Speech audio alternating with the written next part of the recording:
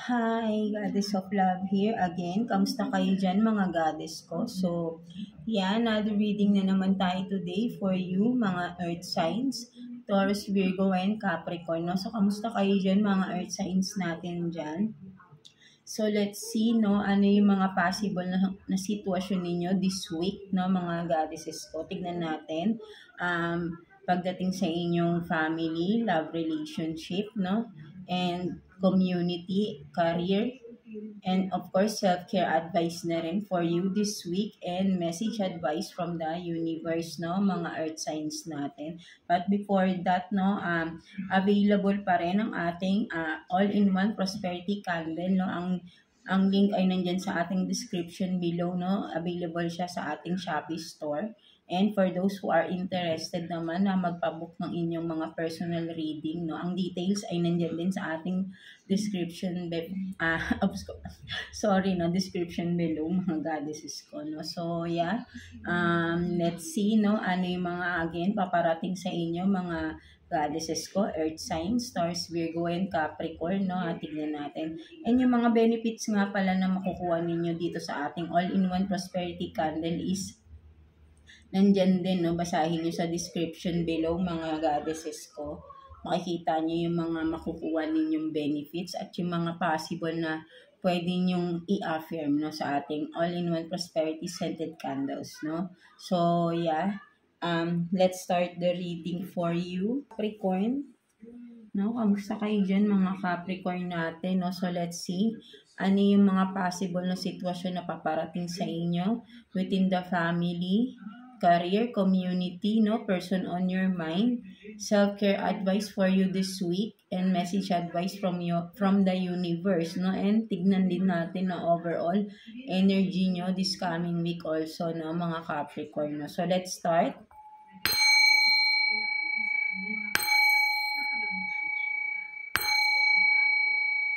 So let's see what's your overall energy mga Capricorn natin. So kuha tayo ng one card here for you, Capricorn. Overall energy for you, Capricorn. For Capricorn. So you have this trust, no? Sa parang sinasabi rito, no, trust the process, no? So overall energy nyo Capricorn, parang you are trusting, no, whatever is this, no, kung ano man yung nangyayari sa buhay ninyo, parang sinusurrender mo na lang lahat kay universe, no. That's your energy this week, no, parang you are trusting the process, no. Hinahayaan mo na kung ano yung maging out. Kumbaga hinahayaan mo si universe gumalaw, no, parang you are trusting your whole sabihin natin yung iyong life, no, kasi nga kumbaga parang alam mo kasi may magandang magandang patutunguhan, no, kung ano man ito, no, something like that, no. Kaya parang 'di ba, hinahayaan mo lang, no, kasi hindi ka nagmamadali, no, something like that, no. You are just going with the flow, no. So ayun yung nakikita ko rito ng mga Capricorn natin, no. That's your overall energy this week, no, mga Capricorn. So let's see pagdating naman sa iyong family, no. Tingnan natin ano yung sitwasyon, no, within the family. Tingnan natin. Kuha tayo dito ng 2 cards for you, Capricorn, no. Ano yung possible na sitwasyon this coming week, no, for you within the family, no. Tingnan natin. 2 cards for Capricorn. Tingnan natin. For Capricorn. So you have this, no, trust your intuition, no. Parang 'di ba, you are just really trusting, no. So tingnan pa natin. So beauty sleep, no. So no, kumbaga sabihin rin natin, no, may kinalaman siguro sa family, no, kung ano man itong you are trusting, no. Trust your intuition, no. Kumbaga parang 'di ba, you are being blindfolded here, no. Kumbaga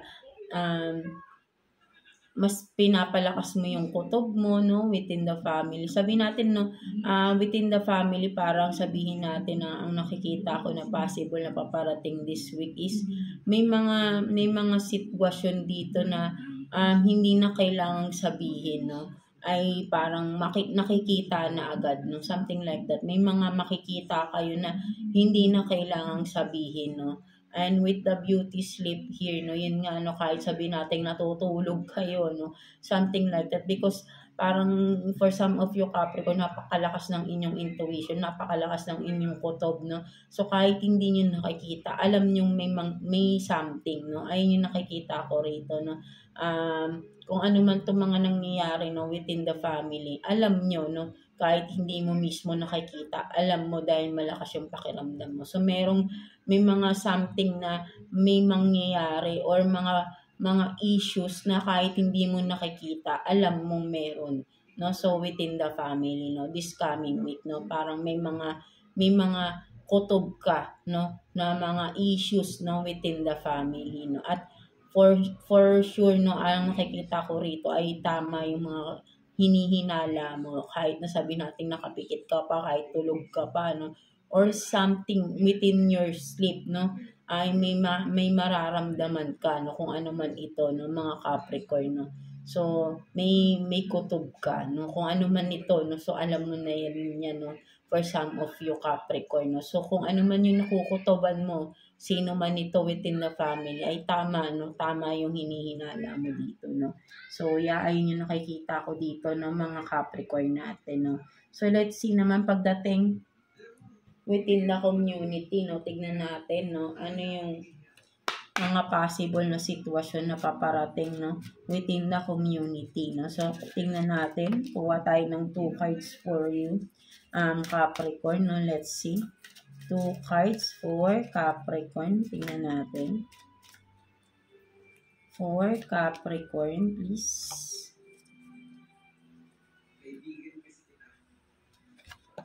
So, you have this Queen of Wands in reverse. And then, ano ito?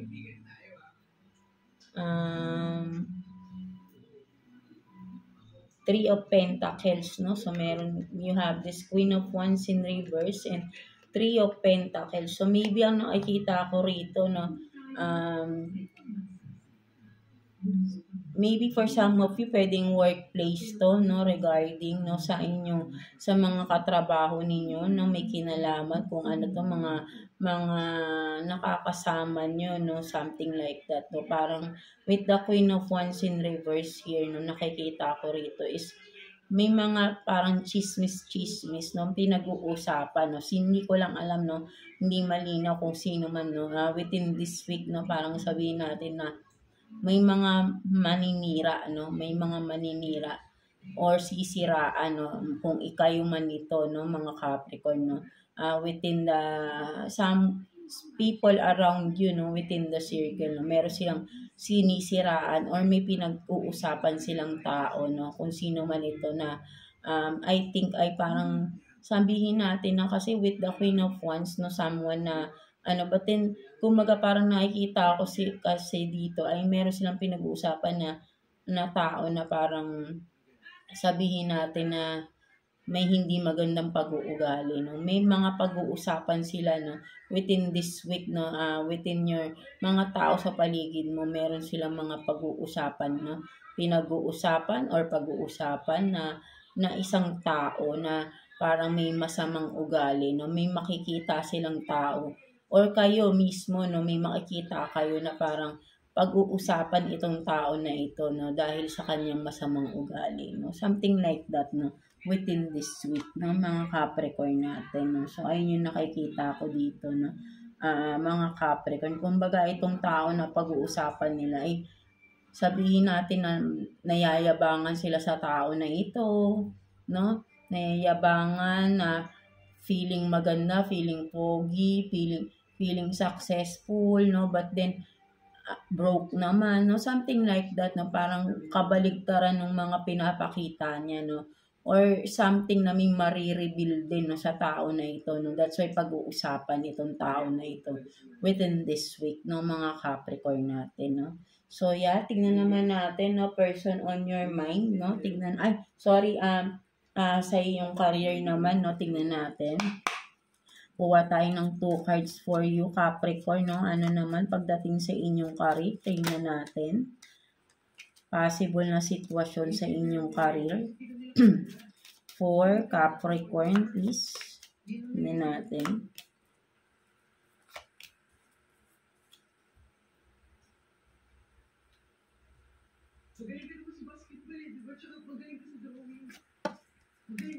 So, you have this karma, no? Karma, and then Queen of Swords, no? So, ang nakikita ko rito, no, mga Capricorn natin, no, within your career, no, something na sabihin natin, no, kung ano man ito, no, may mga na-reveal, no, and then, kung halimbawa sabihin natin for some of you, no, sa iyong may mga changes, no, kumbaga parang kung may hindi magandang nangyayari sa inyong career ngayon, no, financially, no, because with the Queen of Swords here, no, nakikita natin, no, parang may justice, no.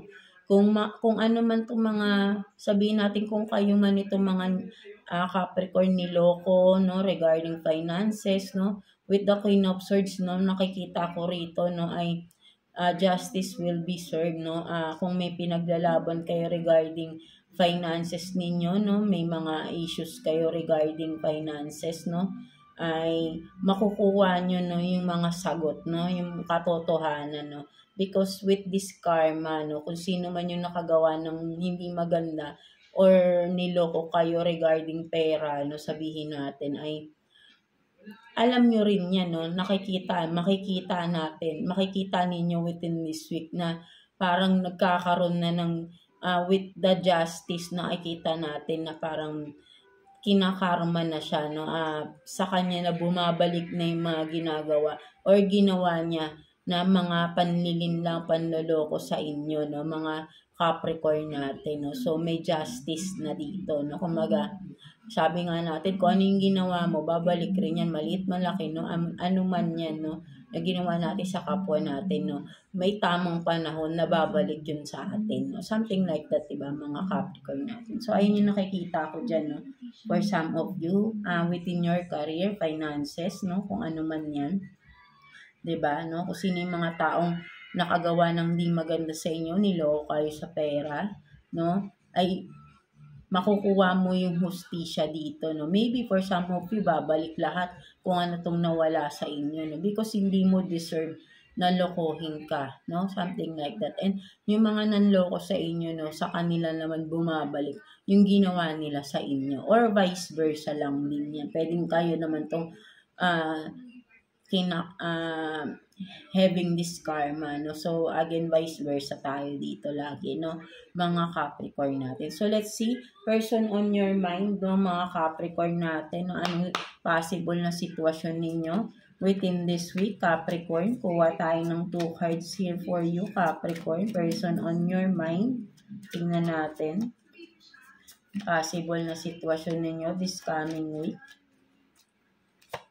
For Capricorn.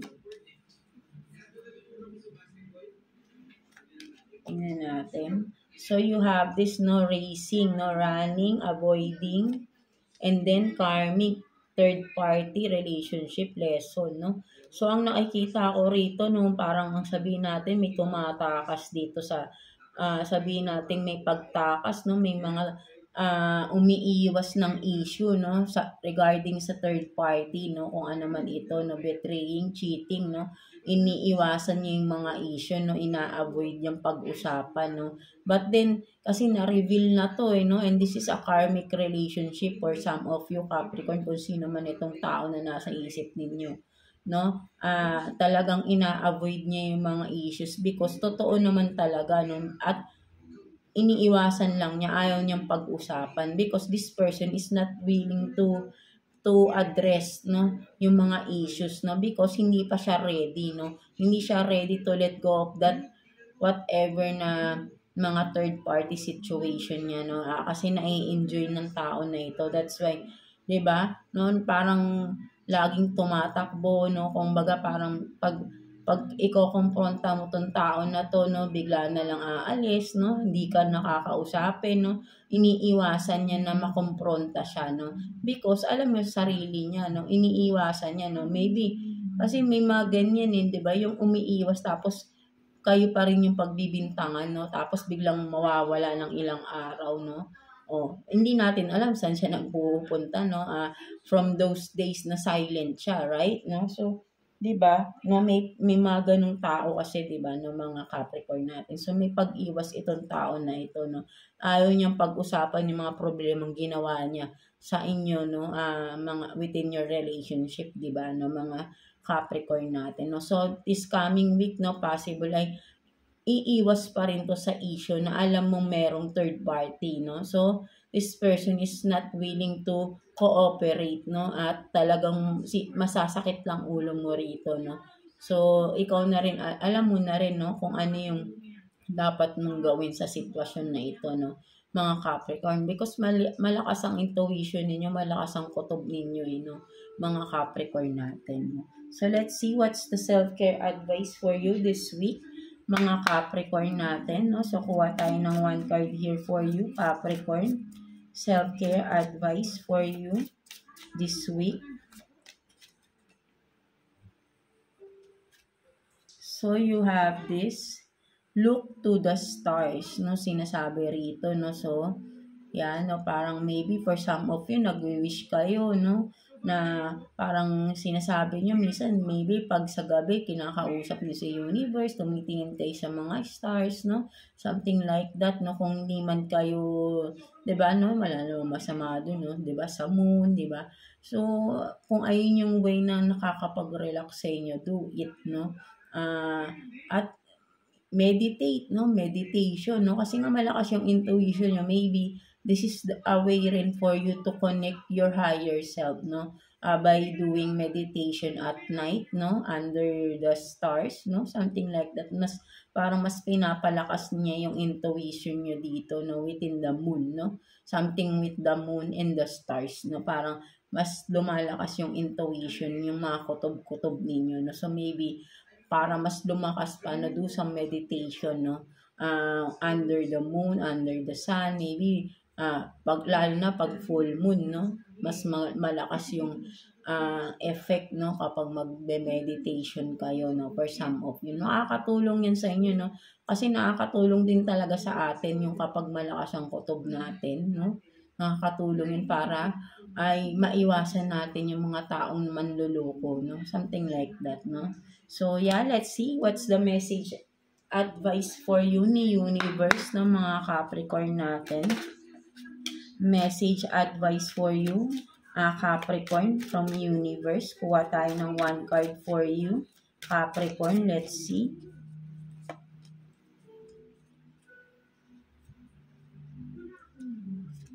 So you have this, I am perpetual generator of abundance and positive energy, 'di ba? No, so sinasabi sa iyo rito, no, parang sinasabi sa iyo ni universe na, 'di ba, nagiging positive ka lang, you are just going with the flow, 'di ba? Alam mo kasi sarili mo na kahit anong pagdadaanan mo, malakas yung kutob mo, no, na malalagpasan mo to, no. Alam mong may magandang bagay na mangyayari, no, something like that, no. And because of that, no, yung mga pinagdadaanan mo sa buhay, no, positive ka lang na alam mo may magandang outcome, no. And 'di ba, with that, no, ay nagkakaroon ka ng nagiging inspiration ka din sa mga tao sa paligid mo kasi nakikita nila na napaka-positive mong tao, no. Whatever is obstacles na pinagdadaanan ninyo, challenges in life, no, still you are standing and being positive, no, something like that. Kaya maraming nagugulat sa iyo na parang napagdaan mo pala yun, no, hindi halata, no, something like that, no. May mga naririnig kayo nagsasabi ng ganyan sa inyo, right, no, kasi hindi nila nakikita na haggard ka, no, because you are just going with the flow, no. And sabi ko nga, lalo na pag malakas ang kutob nyo, nagiging positive lang kayo, mabilis yung nasusolusyonan yung mga problema dumadaan sa inyo, no, something like that, diba, mga Capricorn natin. So yeah, that's it for you, mga Capricorn, no. So I hope na naka-resonate kayo sa reading ninyo today, So yeah, God bless you all and thank you for watching Capricorn, Earth signs, Taurus, Virgo, and Capricorn. God bless you all.